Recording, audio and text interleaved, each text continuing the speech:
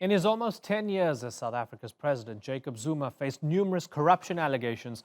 While in office, he escaped justice. But now he faces 16 charges of fraud, racketeering, and money laundering, and could spend 25 years behind bars. Earlier, I spoke to South Africa's former ambassador to the United States, Ebrahim Rasool, and asked him just how damaging the Zuma years were for both the ruling ANC party and South African democracy. I began by asking him if the years of corruption allegations were now finally catching up with the former president. I think everything has caught up with him. His last throw of the dice has not worked. The courts have said, no matter how old the case, no matter how contaminated you allege the things were, you're going to face your day in court. And for South Africans, I think they can now start to believe that the new dawn is taking shape.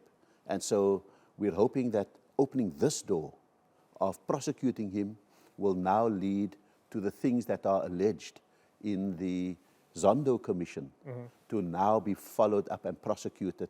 And if you add to that the fact that the state has now decided to procure lawyers from the private sector to prosecute cases because we don't want contaminated structures and people within the existing system to do damage to the cases, I think we have reason to feel some optimism at this stage. When you mentioned the Zondo Commission of Inquiry into State Capture, this idea that the state was subservient to business interests, the Gupta family, that other hands were controlling, business interests were controlling the state and politicians were corrupt.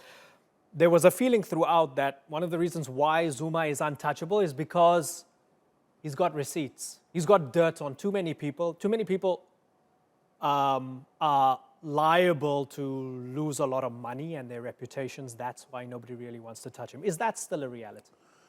I think Zuma had his show at the Zondo Commission and it was all bluster.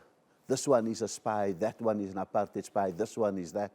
And so he had the opportunity to put up, and he could not put up a credible case except a web of conspiracy theory that he put. I think that emboldens us. If you then look at the systematic work that is being done, for example, the United States imposed sanctions on the Gupta family. If you're looking at the negotiation of extradition treaties with the United Arab Emirates as we speak, I think that noose is beginning to tighten, and hopefully this will have a receding sense of impunity on a permanent basis, because that's what it was. It was a culture of impunity that came with Zuma and the ability to threaten everyone.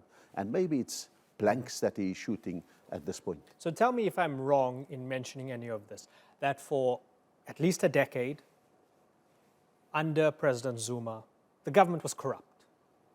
That's uncontested. It was captured. That's uncontested. They stole a lot of money.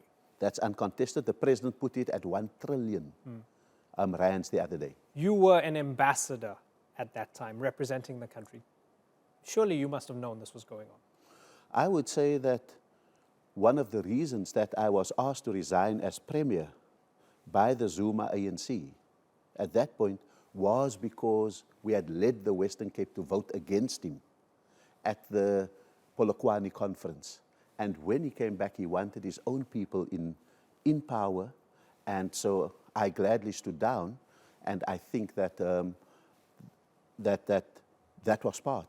But I mean, what was becoming US ambassador, you're sort of exiled to Siberia, even though it's a prestigious position? No, it's a prestigious position, but it was also a reaction to the plummeting fortunes of the Western Cape. From a polling of 53% at the beginning of 2008 to a defeat of 32% in the 2009 elections meant that they had to show that we dealt with him, but we are not finished with his constituency. Do you have any regrets that you didn't say the emperor has no clothes during those years? I think we said it with 70% of the Western Cape votes going against Zuma at that point. And I think that we should have belled the cat. But sometimes some things need a gestation period, because at that point, even people who now speak up loudly against him were enablers. I'm happy not to have been in the category of the enablers, but the enablers were so many and so numerous that the country was not ready to hear this until the first penny dropped. Okay, so there might not be enablers right now, but they are quiet, silent defenders or people who are lying low and still within government. The Zuma faction. How much sway does he still have, or do they still have, especially when it comes to state security agency, the intelligence community, and so on? I think the best description we can give of both the ANC and the country is that both of them are in transition. There's a coexistence of the new that wants a new dawn and a break with the past, and the old who are fighting for survival. And the old wants to be sure that they stay out of jail, that their resources are not seized, that they are not disabled from a further role in the country. And so we are having this coexistence of two contending forces, and the battle at this moment is to make the good people win out. And some of them on the other side are not as silent as you think, that they're actively organizing. I think that they're strengthening or trying to strengthen their hold on Luthuli House, the headquarters of the ANC. I think that if the president doesn't populate Luthuli House with good people, it could be the point at which the counter-dawn is gestated. Unemployment at 29%. You don't need to be reminded of this. We saw horrendous xenophobic attacks against other African nationals, symptomatic that things are not going well, and something that we saw under Zuma as well. Cyril Ramaphosa has had 18 months or so to get things in order. Why should South Africans believe that he's one of the good guys? Look, I think that Cyril wields a scalpel far more skillfully than a machete, or as we call it in South Africa, a panga. That is his preferred way of operating. He did it in the Kempton Park negotiations in the early 1990s towards a South African democratic dispensation. So I think people have a sense of his trust. I think more and more people are beginning to see that it is not as easy to get to dislodge the Zuma corrupt cabal, that you've got to set up the task. I mean, I think that the new director of public prosecutions admits that she's got very little below her simply because we've now had to hire legal expertise from outside the state to act as prosecutors. So I think the one thing that's going for South Africa is the trust factor in Cyril Ramaphosa.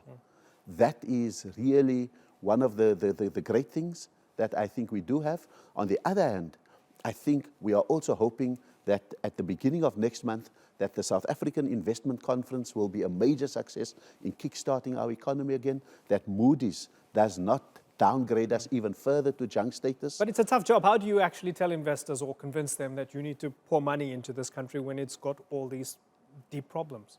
Because I think that our first job is to maintain the investors that we do have, that pulling out is more expensive than staying in, and that, for example, the mining sector have seen that there was that horrendous mining charter that we have now begun to reverse. I think we're doing the same things on intellectual property. How do we revisit some of those matters? I think the Tito Mboweni budget speech on the 31st of October will be absolutely crucial to show whether we have grasped the nettle of how do you make more sustainable state-owned corporations like Eskom, like Transnet, and so forth. I actually do think that once people see that the president and his finance minister are able to stand up to populists, then I think it becomes easier for us to show our credentials to the investment community. By populists, you mean the EFF? I think there's a populism that has one foot firmly in the ANC, from whence the EFF comes, and one foot firmly outside of the ANC, where the EFF is now. There's a continuity there.